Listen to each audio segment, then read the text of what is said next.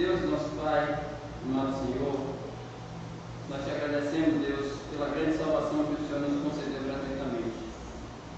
Te agradecemos que o Senhor nos concedeu vida eterna. Agradecemos porque o Senhor nos concedeu o Espírito Santo que habita conosco. Tem nos ajudado, Senhor, em nossas fraquezas, em nossas debilidades, em nossas falhas. Te agradecemos também pelo perdão de pecados. Infelizmente, com tristeza no coração, lamentamos o fato de que todos os dias nós pecamos contra o Senhor. Mas é evidente que o Senhor nos perdoa, nos ajuda e nos fortalece. Pedimos a Deus que nesse momento o Senhor nos fortaleça com a tua palavra. Nos ajude a compreender esse texto que é santo, sagrado, veio do céu, foi inspirado por Deus. Que esse texto fale ao nosso coração, produzindo em nós dívida e que venhamos a viver de acordo com a tua vontade. Nos ajude nesse momento a nos aproximar da Bíblia Sagrada com fé, crendo que ela fala conosco e nos molda para que sejamos santificados na verdade. A tua palavra é verdade. Essa é a nossa oração em nome de Jesus. Amém. Filipenses capítulo 4, versículo 14. Filipenses 4, 14.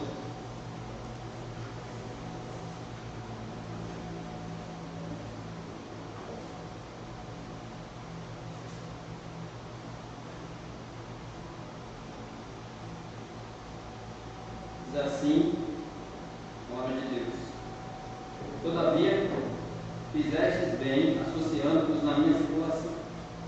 E sabeis também, vós, filipenses, que no início do Evangelho, quando parti da Macedônia, nenhuma igreja se associou comigo no tocante a dar e receber, senão unicamente vós outros. Porque até para Tessalônica mandastes não somente uma vez, mas duas, o bastante para as minhas necessidades. Não que eu procure um donativo, mas o que realmente me interessa é o fruto que aumente o vosso crédito. Recebi tudo e tenho abundância. Estou suprido, desde que Epafrodito me passou às mãos o que me veio da vossa parte, como aroma suave, como sacrifício aceitável e aprazível a Deus. E o meu Deus, segundo a sua riqueza e glória, há de suprir em Cristo Jesus cada um de vossas necessidades. Ora, a nosso Deus e Pai seja a glória pelos séculos dos séculos. Amém. Saudai cada um dos santos em Cristo Jesus. Os irmãos que se acham comigo vos saúdam. Todos os santos vos saúdam, especialmente os da casa de Sérgio. A graça do Senhor Jesus Cristo seja com o vosso espírito. Amém. Deus fala conosco por meio da sua palavra. Nós vimos na nossa última mensagem que Paulo estava agradecendo aqueles irmãos na sua sessão final da carta a oferta que eles mandaram para Paulo. Paulo se encontrava preso por conta da pregação do Evangelho. Aqueles irmãos entenderam a necessidade de Paulo, mandaram uma oferta por meio de Epafrodito, e Paulo está, um dos objetivos da carta é Paulo está agradecendo aqueles irmãos pela oferta que eles enviaram. Então Paulo diz: olha, eu fiquei muito alegre, não necessariamente por conta da oferta, mas principalmente em ver o fruto do Espírito Santo produzindo generosidade em vocês, porque eu não dependo da oferta, porque eu aprendi a viver contente em toda e qualquer situação. Então ele fala que ele já tem experiência de humilhação e de honra, de ter abundância e de ter escassez. E esse foi o processo pelo qual ele aprendeu a ter contentamento e satisfação no Senhor. Dentro desse contexto que ele disse aquela célebre e famosa frase: tudo posso naquele que me fortalece. Então por isso, nós também podemos dizer essa mesma frase dizendo: posso passar por todas as circunstâncias em Cristo que nos fortalece. E agora ele continua o seu agradecimento. No versículo 10 até o final da carta ele está agradecendo. E ele está dizendo o seguinte, versículo 14: todavia, fizeste bem associando-vos na minha tribulação. Todavia, apesar desse parênteses que eu abri, falando sobre eu estar contente e satisfeito do Senhor, que eu não dependo da oferta para estar feliz, eu estou muito feliz porque vocês fizeram bem. Então, quando você vê a Bíblia, especialmente aqui o autor fazendo um elogio, para nós imitar. Então, ele está dizendo, vocês fizeram bem. Em que nós devemos aprender com esse elogio que aqueles irmãos receberam? Associando com a tribulação de Paulo. E qual era a tribulação de Paulo? Ele estava preso por pregar o Evangelho. Aqui nós aprendemos que, como irmãos, devemos compartilhar as nossas tribulações, compartilhar as nossas lutas, ajudar nas dificuldades uns dos outros.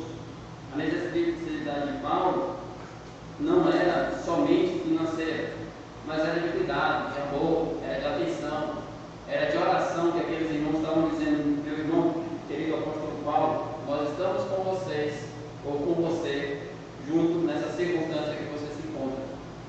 Então nós aprendemos que as nossas lutas como irmãos devem ser compartilhadas, e devemos nos associar com cada irmão em suas tribulações. Então ele diz: todavia fizeste bem, associando-vos na minha tribulação. E sabeis também, vós, ó Filipenses, que no início do Evangelho, quando parti da Macedônia, nenhuma igreja se associou comigo no tocante a dar e a receber, senão unicamente vós outros. Então esse início do Evangelho não é necessariamente quando o Senhor Jesus veio a esse mundo, mas aqui ele está falando do início que aquela igreja recebeu o Evangelho. E quando foi? Está narrado em Atos 16, eu não sei quantos dos irmãos leram, mas assim que eu comecei a pregar em Filipenses, eu recomendei a leitura de Atos capítulo 16, que é a descrição da fundação do início da igreja de Filipos. E ele diz que nessa ocasião, no início do Evangelho, ele, quando estava ali trabalhando na expansão do Evangelho, quando ele chegou em Filipos, e depois quando ele partiu dali rumo a outras igrejas, nenhuma outra igreja o ajudou, se associou com ele, apoiou ele. E essa expressão Macedônia, eu expliquei até hoje pela manhã, diz respeito a uma região que a igreja de Filipos fazia parte. Tinha outras igrejas ali, mas naquela região somente uma igreja apoiou e ajudou o trabalho do apóstolo Paulo. Quando eu parti da Macedônia, faz essa referência a Atos 16, versículo 40. Atos 16, 40, que ele diz assim: tendo se retirado do cárcere, dirigiram-se para a casa de Lídia, e vendo os irmãos, os confortaram. Então partiram. Aqui ao final do capítulo, e eles plantaram uma igreja ali em Filipos, consolidaram aquela igreja e depois foram para outras regiões pregar o Evangelho. Atos 16, 40. E a partir dali, já naquele início, aquela igreja se associou com Paulo. O que isso significa? Significa que eles ajudaram, apoiaram financeiramente Paulo. Agora imagine o contexto. O Evangelho era uma notícia literalmente nova. As pessoas ainda não tinham ouvido falar sobre igreja, sobre seguidores de Jesus, sobre um certo Messias que veio a esse mundo, que é o Deus encarnado, morreu numa cruz, pagou os nossos pecados e ressuscitou no terceiro dia. Hoje ele se encontra nos céus. As pessoas ainda não conheciam essa história. E Paulo levou essa história, essa mensagem, essa pregação do Evangelho para Filipos. As pessoas se converteram, ele teve dificuldades, ele ficou preso, ainda lá em Filipos, mas as pessoas foram salvas. E eles receberam essas informações e apoiaram Paulo financeiramente. Paulo encarou em seu ministério a falsa acusação de ser mercenário. Aqueles irmãos poderiam muito facilmente pensar: isso aí é um charlatão, que veio criar uma nova religião e quer tirar o nosso dinheiro, mas eles não pensaram assim. Eles são elogiados constantemente pela sua generosidade. E apesar de ser uma igreja jovem de novos convertidos, eles estavam ali ajudando o apóstolo Paulo, mesmo no seu início, mesmo na sua fundação. E Paulo, como pregador do Evangelho, como lá em Atos 18, ele passou por algumas dificuldades por conta disso. Ele passou por alguns desafios. Atos 18, verso 3, mostra que quando algumas igrejas não ajudavam, ele se encontrava com dificuldade de sustento, ele tinha um trabalho em paralelo para conseguir se sustentar e sobreviver. Atos 18, 3 diz: e posto que eram do mesmo ofício, passou a morar com eles e ali trabalhava, pois a profissão deles era fazer renda. Então Paulo, em alguns momentos do seu ministério, conseguiu ofertas das igrejas para trabalhar na pregação do Evangelho. Em outros momentos não. Em outros momentos ele teve que trabalhar fazendo tendas para conseguir ter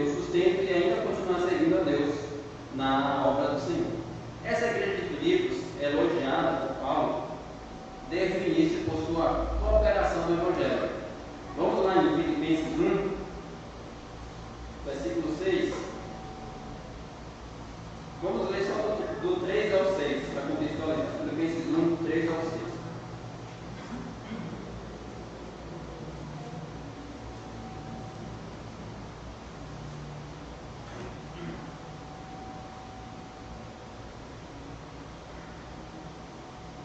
Filipenses 1, versículo 3 ao 6, diz assim: Dou graças ao meu Deus por tudo que recordo de vós.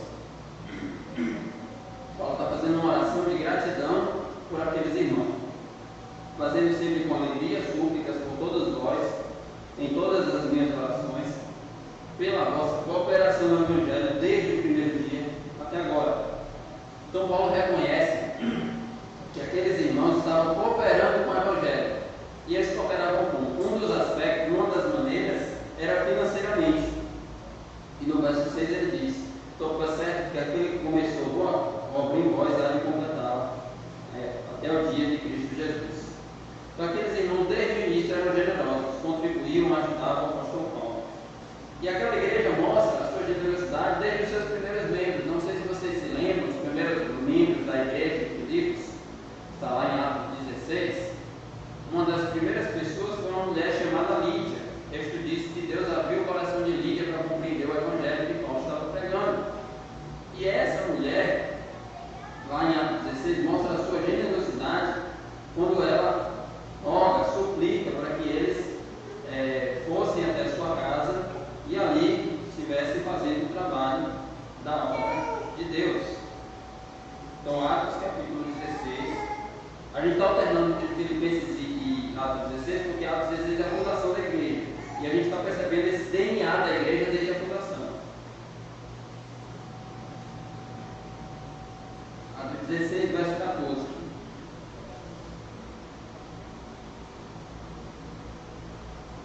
Certa mulher, chamada Lídia, da cidade de Tiatira, vendedora de púrpura, temente a Deus, nos escutava. O Senhor lhe abriu o coração para atender às coisas que Paulo dizia. Depois de ser batizada, ela e toda a sua casa nos rogou, dizendo: se julgares que eu sou fiel ao Senhor, entrai em minha casa e ficai. E nos constrangeu a isso. Então ela não apenas abriu a casa dela para receber Paulo e Silas na pregação do Evangelho, e usasse a casa dela como o início da igreja, como ela rogou, e ela até mesmo constrangeu aqueles irmãos ali, Paulo e Silas, a ficarem em sua casa, mostrando que tudo que ela tinha estava à disposição do Evangelho. Essa característica de generosidade, de receber as pessoas. E ainda nesse capítulo é dito que a igreja, no princípio, se reunia ali na casa de Lídia. Nós lemos no final do capítulo, versículo 40, que diz: tendo se retirado do cárcere, dirigiram-se para a casa de Lídia, e vendo os irmãos os confortaram. Então partiram. Eles se reuniram ali, naquela casa, e Lídia abriu a sua casa para receber aqueles irmãos. Estamos vendo, portanto, que essa característica da igreja de Filipos está desde a sua fundação, que é a generosidade elogiada por Paulo, que é incentivada também por Deus a nós, a generosidade em usar dos nossos bens, dos nossos recursos para adorar o Senhor. É bem interessante que hoje pela manhã nós falamos um pouco disso pela BD, no momento da BD, e até na Assembleia também, mas esse texto de hoje à noite eu não planejei pregar, basicamente é a sequência do texto. Quem planejou que eu pregasse esse texto foi o próprio Deus. Né? Eu não sei se você se percebe, mas eu não escolho o texto que eu vou pregar. Quem escolhe o texto é a própria palavra de Deus, eu vou seguindo o fluxo do texto. O texto fala exatamente sobre isso, sobre a generosidade dos irmãos, sobre essa abundância em doar, como disse Jesus: mais bem-aventurado é dar do que receber. Então, no versículo 16, lá em Filipenses capítulo 4, agora, voltamos para Filipenses, a gente vê que Paulo passou por suas dificuldades, porque poucas igrejas o ajudavam.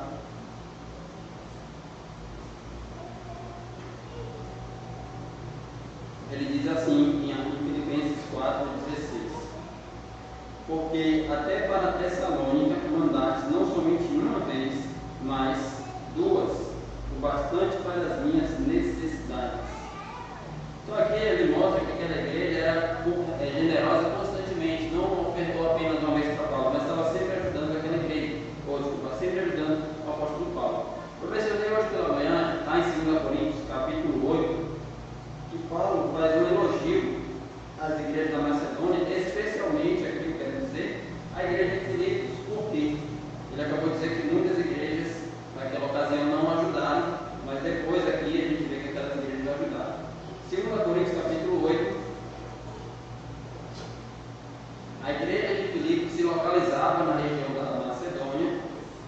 Em 2 Coríntios capítulo 8, Paulo diz o seguinte: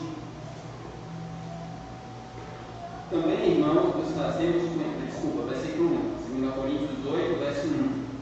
Também, irmãos, vos fazemos conhecer a graça de Deus concedida às igrejas da Macedônia. Então, a igreja de Filipe se localizava na Macedônia, e aqui está Paulo dizendo que Deus concedeu uma graça às igrejas da Macedônia. Qual graça é essa? Porque no meio de muita prova e de tribulação, manifestaram abundância de alegria, e a profunda pobreza deles superabundou em grande riqueza da sua generosidade. Então, mesmo sendo pobres, eles mostraram uma riqueza de generosidade. Isso aqui revela para nós que doação e contribuição financeira para a obra do Senhor não diz respeito ao quanto eu tenho, mas a generosidade que está no meu coração. E é isso que ele fala no versículo seguinte: porque eles testemunham eu, na medida de suas posses, mesmo acima delas, se mostraram voluntários. Aqui o que Paulo está dizendo é o seguinte: eles não apenas doavam o proporcional ao que tinham, mas até mesmo acima do que tinham. Eles eram muito generosos, por isso que Paulo descreve dessa forma. Eles tiveram uma grande riqueza da sua generosidade. E tudo isso Paulo está dizendo que é uma graça que eles receberam, é um favor. Ou seja, Deus concedeu uma graça para que eles doassem os seus bens, as suas finanças. E no versículo 4, a gente vê uma característica um pouco parecida com o que a gente leu lá de Lídia, Atos 16, 14, que ele diz assim: pedindo-nos com muitos rogos a graça de participarem da assistência aos santos.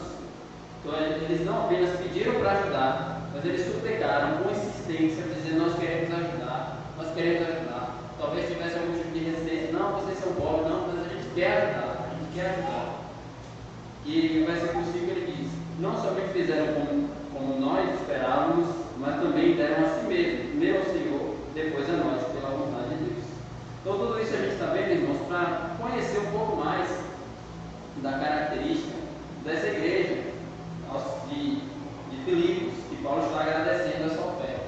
E como eu disse, se Paulo está elogiando e agradecendo, é algo que Deus está nos ensinando a imitar: a generosidade, a contribuição, a liberalidade, a dar com alegria. Né? É o princípio que está lá em 2 Coríntios capítulo 9, versículos 6 e 7.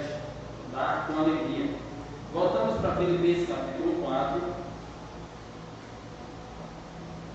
versículo 17 agora.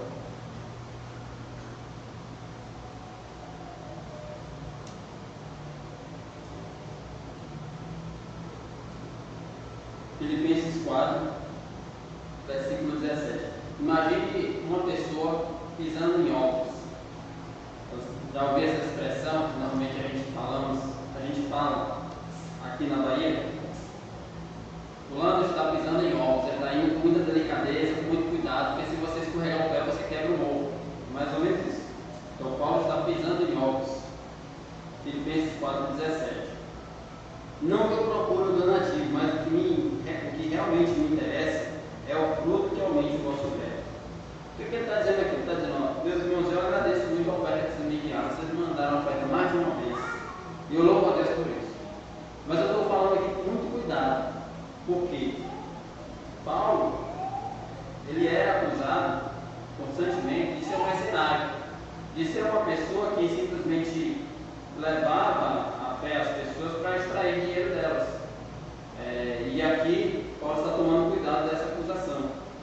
Isso acontece muito, especialmente em nosso tempo, que os ministros do Evangelho têm sido analisados pelos falsos e pelos impostores. Né? Eu falei hoje pela manhã que o meu avô, ele normalmente dizia que os pastores são ladrões. Essa é a compreensão que ele tinha, né? Porque ele observava o meio mais comum e acessível a partir dos pastores que estão ali na televisão. Né? E eu até comentei, perguntaram para ele sobre o genro dele, que é pastor na casa da vez, ele falou: é ladrão também. Perguntaram: mas o seu neto quer ser pastor? Ele é ladrão também. Eu fico bobo. Mas é a caricatura e a imagem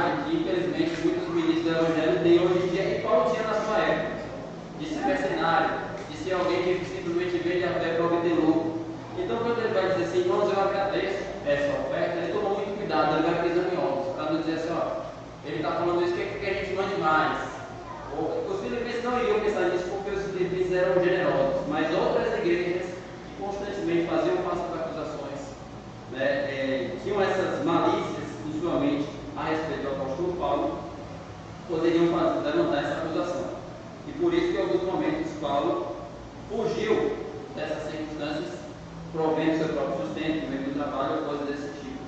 Então, ele diz, olha, o meu real interesse não é o dinheiro de vocês, os recursos de vocês. O meu real interesse é que aumente o vosso crédito, o fruto que aumente o vosso crédito.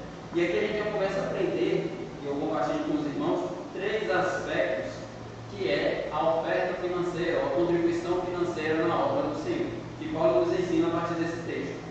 O primeiro aspecto, a contribuição financeira na obra do Senhor é um crédito, uma recompensa diante de Deus. Eu não estou falando no mesmo discurso dos pregadores da teologia da prosperidade, não é isso. Estou dizendo aqui, como Paulo disse, que aqueles irmãos que estarem ofertando estavam ganhando mais recompensas diante do Senhor, que não necessariamente eram materiais, mas talvez espirituais, porque eles, como diz Paulo no início da carta, estavam sofrendo por amor do Evangelho. Paulo diz, vocês foram concedidos a graça de padecer por Cristo, ser perseguido pelo nome de Jesus. Então, a gente aprende a partir desse texto que contribuir com a obra do Senhor financeiramente é um crédito, em outras palavras, uma recompensa, um galardão diante de Deus. Mateus capítulo 6, a gente pode pensar nesse princípio a partir das palavras de Jesus. Mateus 6.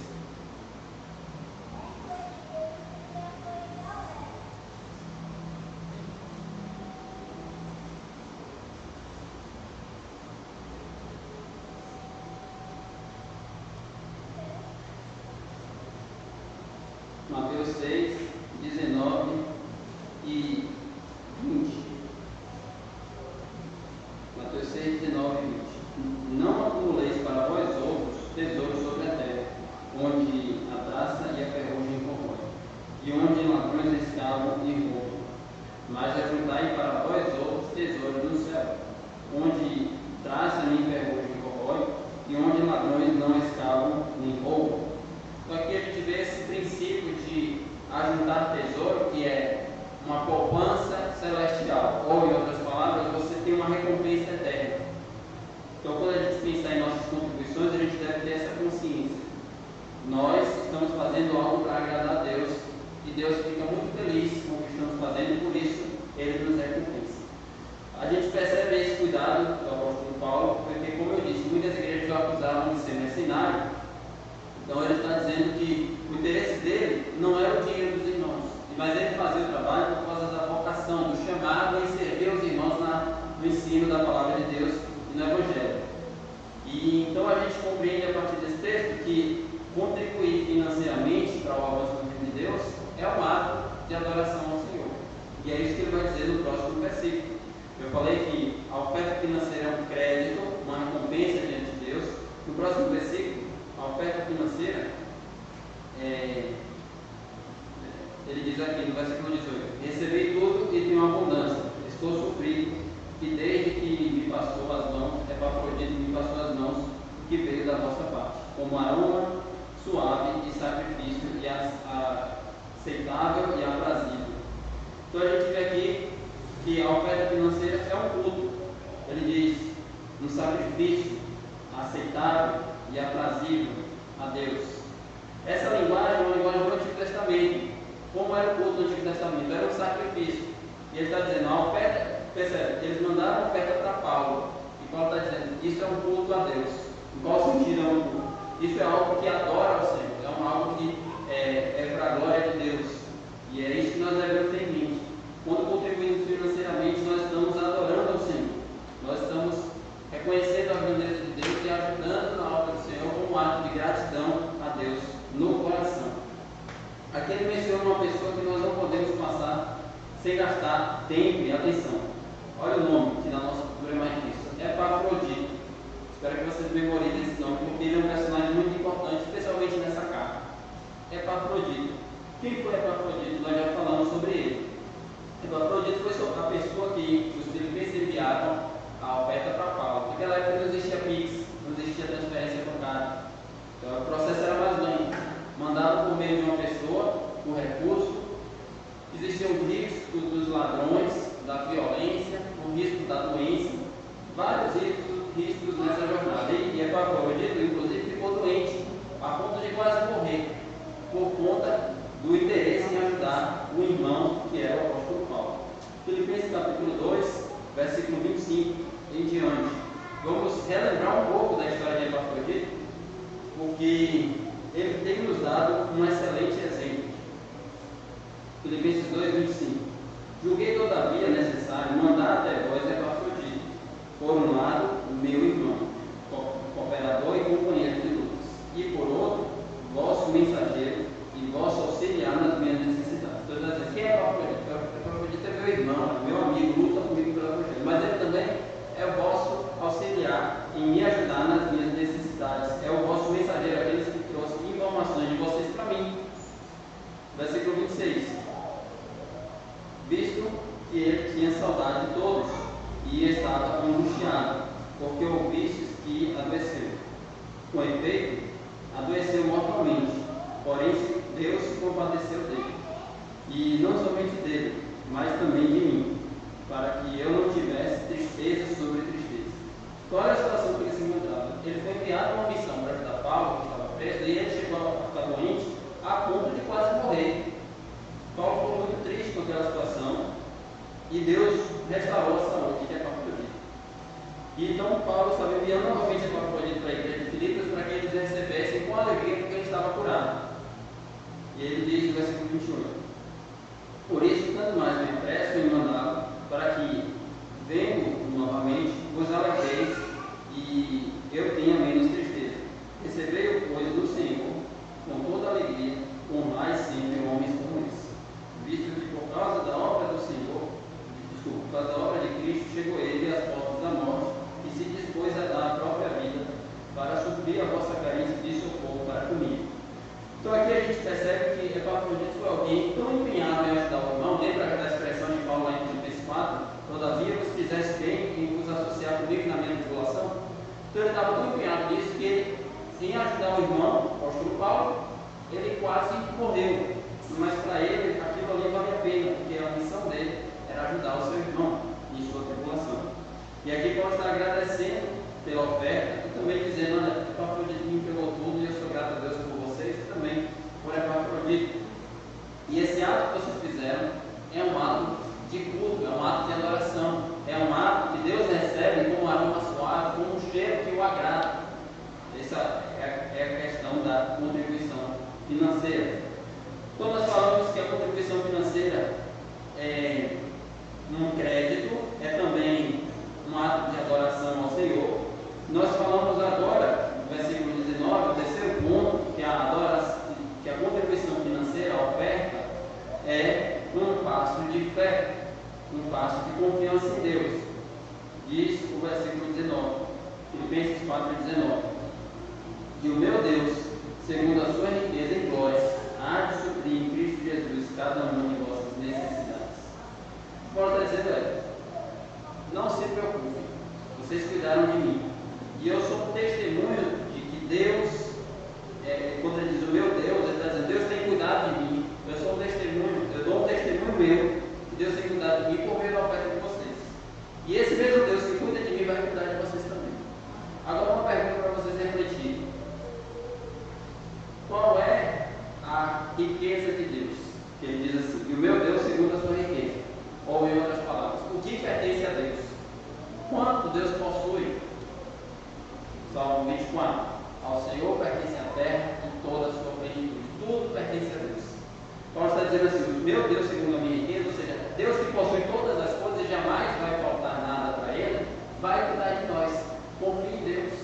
O ato de ofertar, como ele diz aqui, é um ato de confiança que Deus vai suprir nossas necessidades, que Deus cuida de nós, que tudo que nós precisamos, nós assim teremos, como disse Jesus. Deus conhece nossas necessidades. Nós devemos considerar isso. Foi o exemplo da oferta da viúva em Marcos. O texto diz que muitos doavam grandes quantidades, mas Jesus observou que aquela viúva, por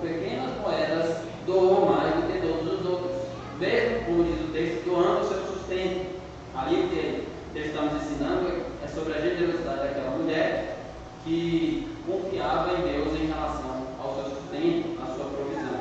Nós, de qualquer forma, devemos confiar no Senhor.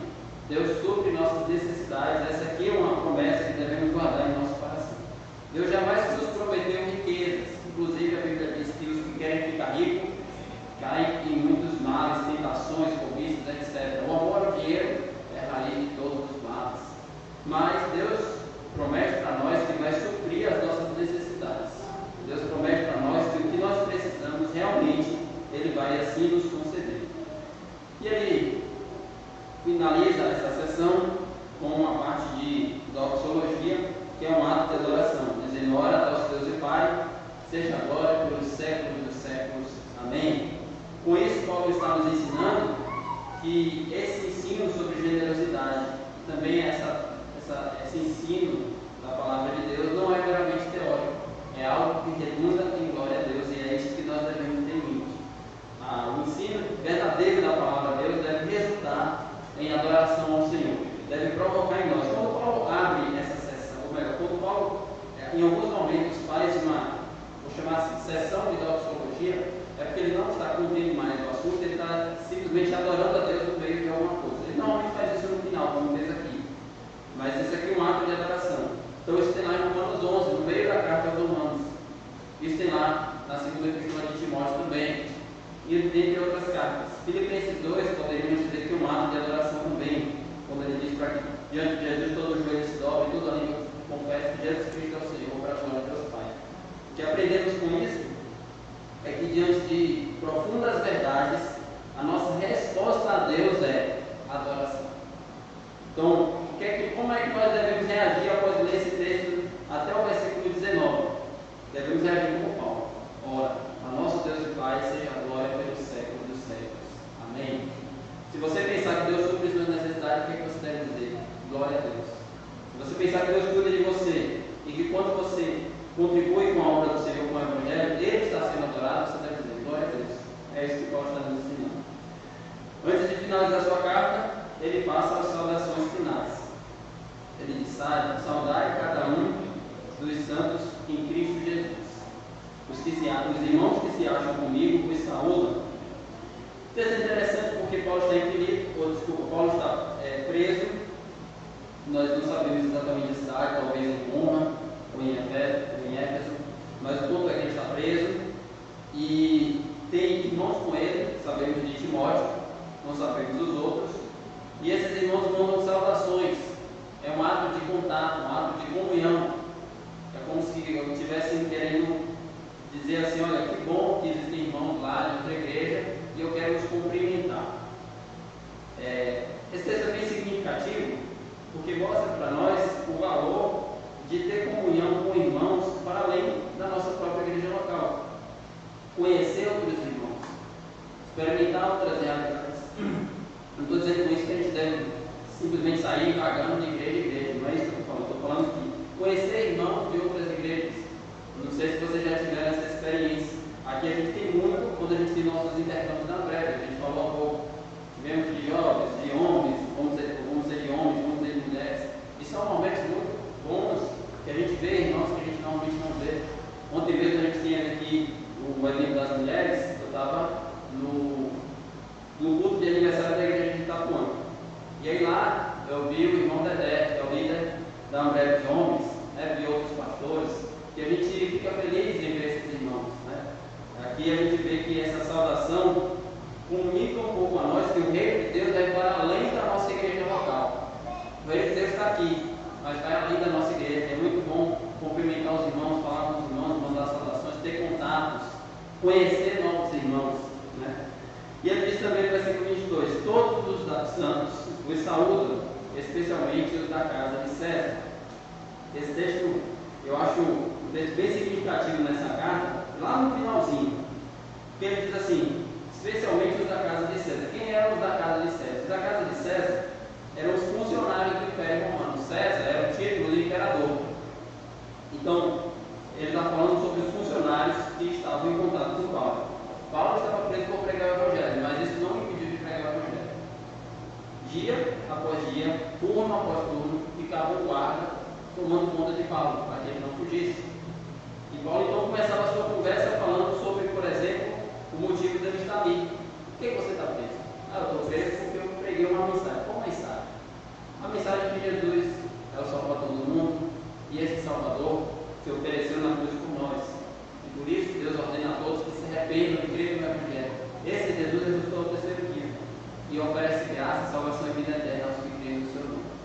Pela graça de Deus, as pessoas que estavam ali tendo contato com Paulo, mesmo ele estando preso, ele pregou o Evangelho e essas pessoas se converteram, foram convertidas pelo Senhor. E aí ele diz: todos os santos da casa de César, ou melhor, todos os santos do saúde, especialmente da casa de César. Ele nos ensina a aproveitar as oportunidades para pregar o Evangelho. Ele nos ensina a buscar em todas as ocasiões ver o chamado de Deus para nós. Não simplesmente ficar frustrado. Ele poderia ficar frustrado dizendo: meu chamado é pregar o Evangelho, agora eu estou preso, acabou. Ele diz: meu chamado é pregar o Evangelho, eu vou pregar para quem está aqui. Só tem um homem tomando conta da minha cela, eu vou pregar para esse homem.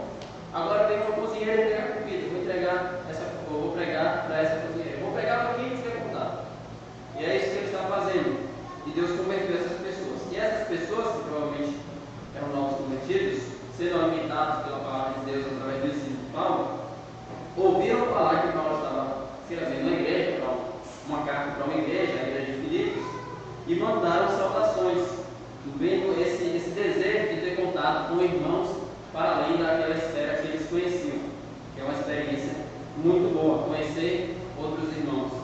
E ele finaliza com a sua saudação comum: a graça do Senhor Jesus Cristo seja com o vosso espírito, mostrando que essa graça que começou a boa obra deles deveria continuar e completar até o dia de Cristo Jesus.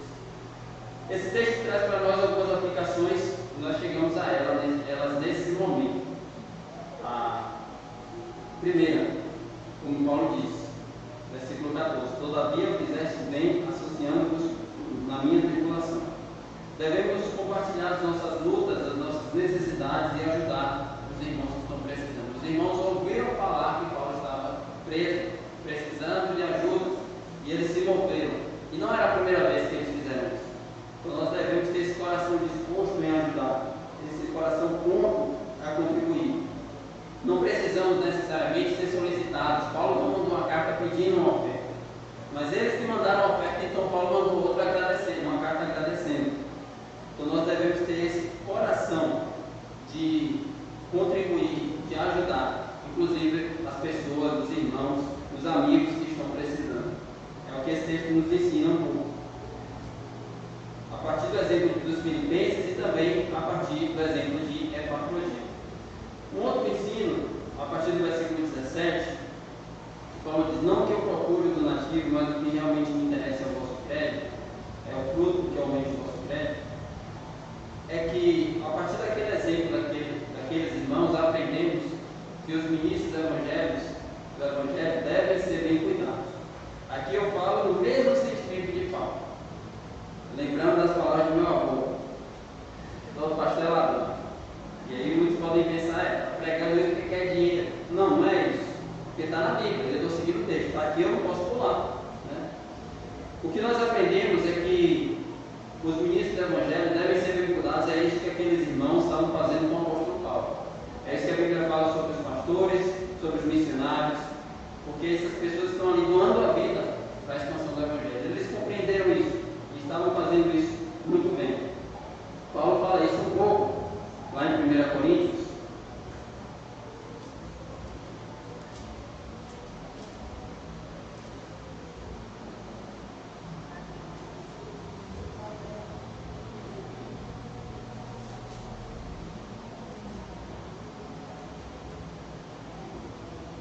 Capítulo 9.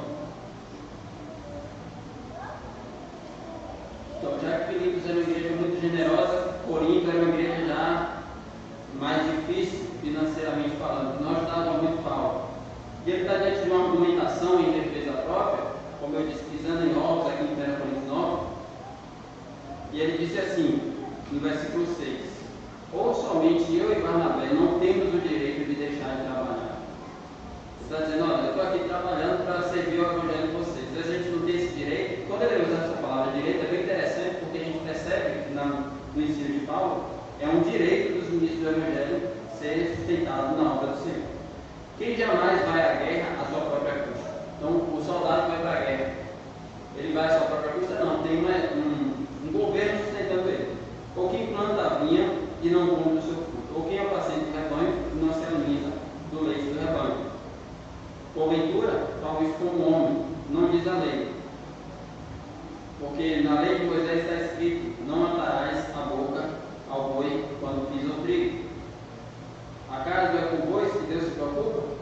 Ele está dizendo que ele está interessado que aqueles irmãos despertem para essa realidade que eles precisam cuidar dos obreiros, dos missionários, dos pastores. E ele fala isso muito claramente, já aqui sem tanto pisar em ovos, para Timóteo, seu discípulo.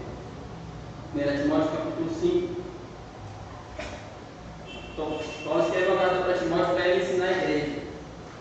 Então, quando ele fala para Filipenses e para Corinto, ele vai já numa situação mais delicada, porque ele está diante das acusações que fazem a sua reputação. Com Timóteo, ele é um pouco mais explícito. 1 Timóteo 5, ele diz assim, versículo 17: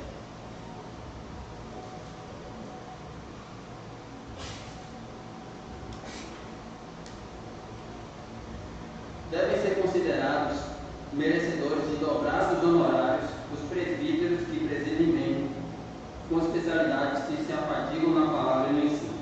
Então vamos por partes aqui.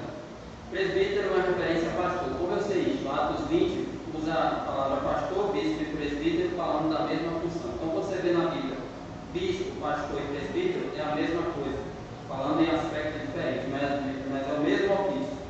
Então ele está dizendo que o presbítero deve ser considerado em autoestima, digno de dobrados honorários, um ganho em dobro. E ele fala, com especialidades que se afadigam no ensino e na palavra. Aqui ele coloca a principal função de um pastor. Qual é a principal função de um pastor? Ele diz, se afadiga no ensino e na palavra. É a pregação, é o ensino da Bíblia. E ele fundamenta isso na Escritura, verso 18. Pois a Escritura declara, não rodasse o boi quando pisa o trigo, e ainda o trabalhador é digno do seu salário. Então, lemos esse texto, e agora vamos voltar para Filipenses, para trazer, ecoar esse princípio que nós aprendemos lá em Filipenses, que os ministros do Evangelho, pastores, missionários, pessoas que estão dedicando toda a vida a essa obra, devem ser pessoas bem cuidadas. E os filipenses compreenderam isso e cuidaram do apóstolo Paulo. Quando eu falo isso, como eu disse, eu falo no mesmo sentimento do apóstolo Paulo. Não que eu procure o donativo, mas o que realmente me interessa é o fruto que aumente o vosso crédito. E muitos podem dizer, bom, assim como Paulo, o pastor William também é mercenário. Não, se for como Paulo, eu já estou bem na vida, né? Mas o que eu estou querendo dizer é exatamente isso.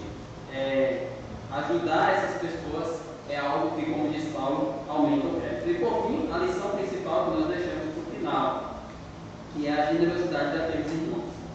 Eles são elogiados aqui, é o que todos nós devemos imitar. Ele disse que aquela oferta aumentava o crédito deles, o galardão, era um culto aceitável e agradável a Deus. Também era um passo de fé, confiando que Deus iria suprir as necessidades dele. E aqui nós vemos que nós devemos contribuir financeiramente com a obra, com a expansão do Evangelho.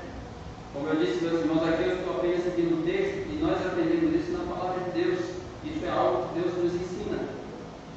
Nós devemos servir ao Senhor com as nossas finanças. 2 Coríntios capítulo 9, eu disse hoje pela manhã que é um dos textos, da minha visão, mais significativos sobre esse assunto, e eu creio que vale a pena citar novamente. 2 Coríntios 9, verso 6.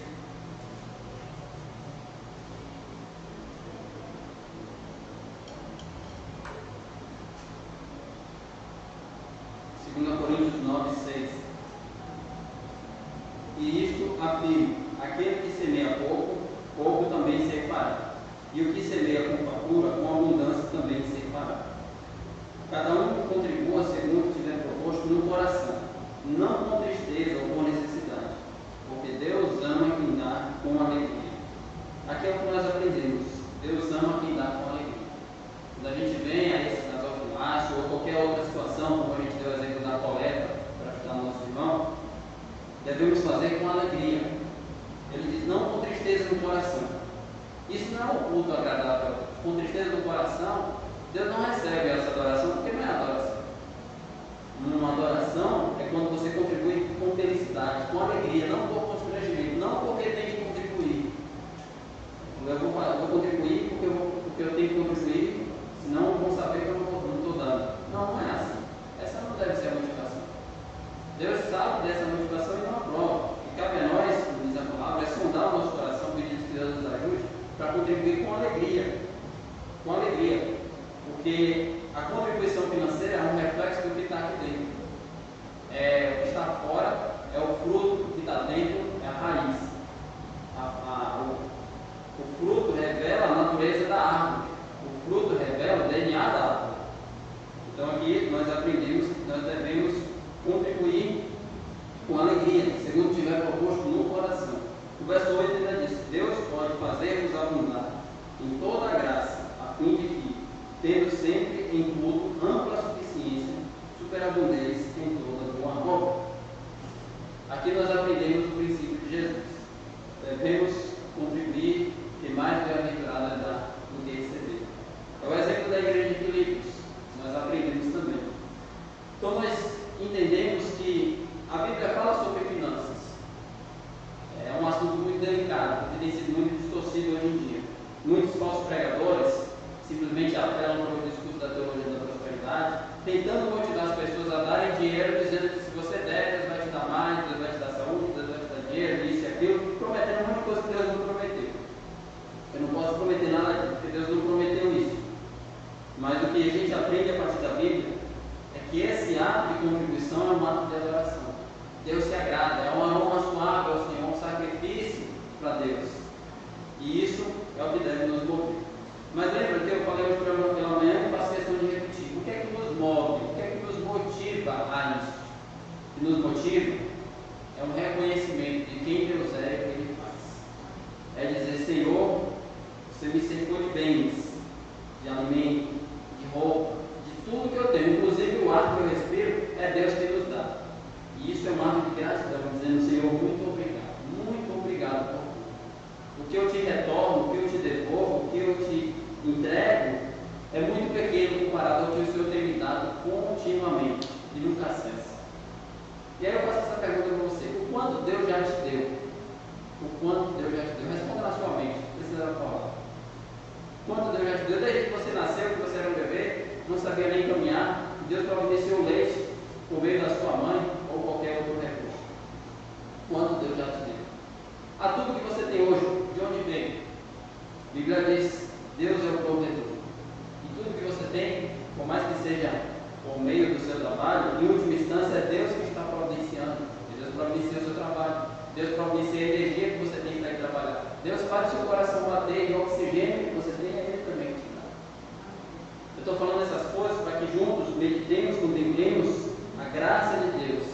E a partir dessa graça sejamos motivados a nos entregar, nos doar, inclusive financeiramente. Mas acima de tudo, não posso finalizar essa mensagem sem falar da maior entrega que o Senhor Deus fez por nós. Ele entregou o que Ele tinha de mais precioso, o que Ele chamou publicamente: Este é o meu filho amado em quem me compraste. Deus entregou por nós o seu filho. Deus amou o mundo de tal maneira que deu o seu filho unigênito, para todo aquele que nele crê não pereça, mas tenha a vida dele.